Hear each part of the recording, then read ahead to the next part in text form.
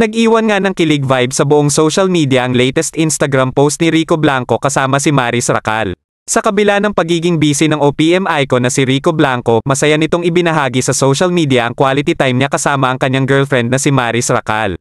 Si Maris Racal ay bumibida ngayon sa palabas na Can't Buy Me Love na talagang pinagkakatuwaan ng mga netizens. Dahil na rin sa natural na acting ni Maris at nakakatuwa nitong karakter sa palabas kaya talaga namang nag-click sa puso ng mga manonood.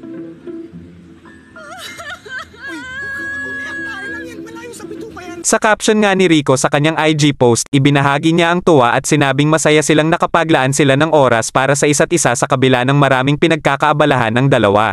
Ayon kay Rico, pareha silang naging busy netong mga nakaraan, ngunit palagi silang nagpapasalamat sa lahat ng biyayang natatanggap nila.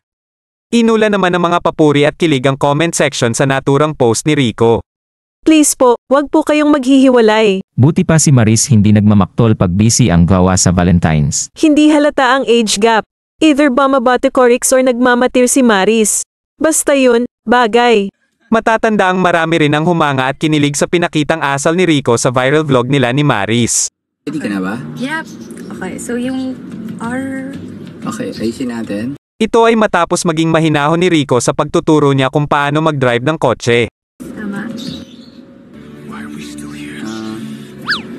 Gusto mo palit muna tayo?